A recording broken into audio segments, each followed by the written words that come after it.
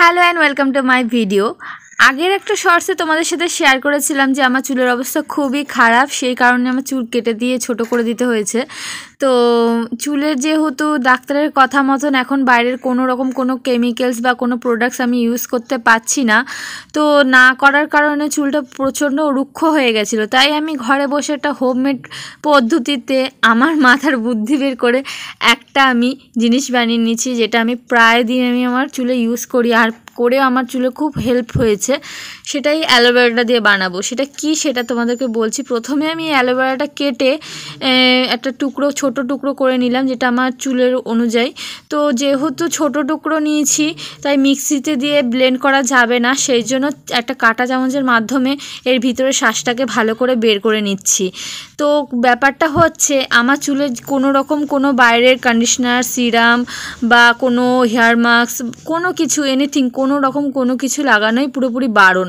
কোনো রকম চুলে হিটও দিতে পারবো না, কার্লিও করতে পারবো না, স্ট্রেটও করতে পারবো না, চুলে পুরো বারণ। শুধু জাস্ট একটা শ্যাম্পু চলছে আর কিছু ওষুধ চলছে। এর ফলে আমার চুলটা পুরো রুক্ষ হয়ে গেছিলো। এমনিতে আগের থেকে রাফ ছিল, রুক্ষ ছিল, তার মধ্যে আরও এর ফলে আরও রুক্ষ হয়ে গেছে। তো একজন আমাকে বলল আমার রিলেটিভের মধ্যে যে তুই চুলে একটু অ্যালোভেরা ইউজ করে দেখতে পারিস, যাতে তোর চুলে একটু ভালো হয় আর কি। অ্যালোভেরা তো একটা প্রাকৃতিক জিনিস, কোনো রকম হয়তো কোনো ক্ষতি হবে না। তো ভাবলাম শুধু অ্যালোভেরা লাগালে কি কাজ হবে? চুলের তো ময়েশ্চারটা পুরো নষ্ট হয়ে গেছে।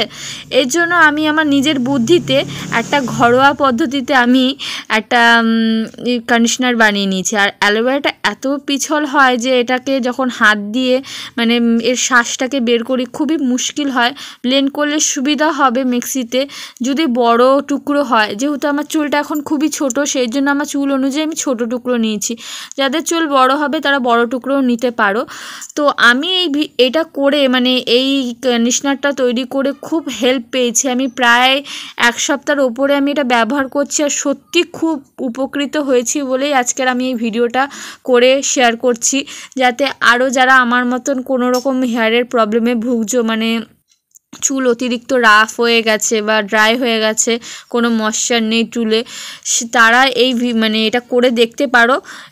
একবার দুবার করে দেখো, তাহলেই ফল পেয়ে যাবে। আমি কোনো রকম কোনো মিথ্যে কথা বলছি না, আমি লাভ পেয়েছি বলেই আজকে ভিডিওটা আমি করছি, যাতে সবার হেল্প হয়। তো এর মধ্যে এরপরে আমি একটু নারকেল তেল মিশিয়ে ভালো করে দুটোকে ব্লেন্ড করে নিচ্ছি। একটা ঝাঁক যাতে তৈরি হয়, দুটো ভালো করে একে অপরের সাথে মিশে যায়, সেই জন্য একটা আমি ভালো করে ব্লেন্ড করে নিচ্ছি। আর মিক্সিতে দিলে এর মধ্যে কোনো গোটা গোটা অংশ থাকে না, যেহেতু আমি চামচ দিয়ে করেছি তাই একটু গোটা গোটা অংশ থেকে যাচ্ছে। এটা কোনো ব্যাপার হবে না, পরে চামচ দিয়ে এটাকে ব্লেন্ড করতে করতে এটা মিশে যাবে, কোনো অসুবিধা হবে না। তো সত্যি বলতে কি আমি একদম বিশ্বাসই করতে পারিনি যে এই মাথায় বুদ্ধি বের করে একটা ঘরোয়া পদ্ধতিতে আমি একটা কন্ডিশনার বানাবো আর সেটা খুব ভালো একটা কাজ দেবে, আমিও ভাবতে পারিনি। যখন আমি ফার্স্ট দিন ট্রাই করি তারপরে নিজেই ফলটা পেলাম যে এত সুন্দর একটা ভাবে আমার চুলটা একটা সিল্কি হয়েছে, ময়েশ্চার পেয়েছে, চুলে একটা শাইন এসে প্রথম দিনেই। তো এরপরে আমি একটু জল মেশাচ্ছি এর মধ্যে, যে এটা একটু বেশি ঘন হয়ে গেছে, এটা ঘন হবেই যখনই অ্যালোভেরা আর নারকেল তেল একটু মিশিয়ে দুটোকে ব্লেন্ড করা হবে, একটু ঘন হবে। যাতে এটা একটু পাতলা হয় মিক্সচারটা, সেজন্য এর মধ্যে আমি একটু জল মেশালাম। মিশিয়ে এবার সবগুলোকে একসাথে ভালো করে ব্লেন্ড করছি, যাতে একে অপরের সাথে সবগুলো একসাথে ভালোভাবে মিক্সড হয়ে যায়, যাতে আমার পুরো চুলটাতে এই কন্ডিশনারটা পুরো কভার হয়ে যেতে পারে এইটুকানি দিয়েই, সেই জন্য আর কি। তো দেখো এটার মধ্যে একটা শ্যাম্পুর মতন একটা গ্যাজা তৈরি হয়ে গেছে, ঝাঁক এসছে। তো এটাই হলো, এবারে আমি পুরো জিনিসটা তৈরি হয়ে গেছে। এরপরে আমি যেরকম আমরা নর্মাল শ্যাম্পু করি, এরপরে শ্যাম্পু করে নিয়ে ভালো করে চুলটাকে ধুয়ে নিয়ে ওয়াশ করে নিলাম, নিয়ে পুরো চুল থেকে সমস্ত জলটাকে বের করে নিয়ে এরপরে এই কন্ডিশনারটাকে আমি দেব।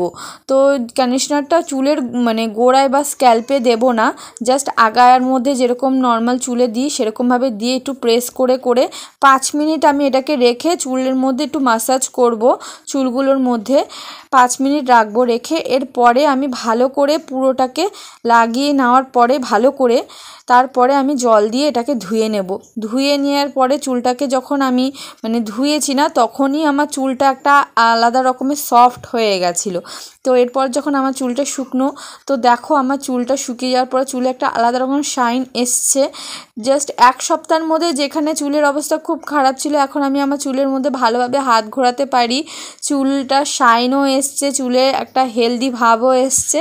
তো দেখে বোঝা যাচ্ছে কি না আমি জানি না, কিন্তু আমি সত্যি এটাতে খুব উপকৃত হয়েছি বলে আজকে তোমাদের সাথে ভিডিওটা শেয়ার করছি, যাতে তোমাদেরও যাদের আমার মতন অবস্থা চুলের তারা যাতে হেল্প পাও চুলটার।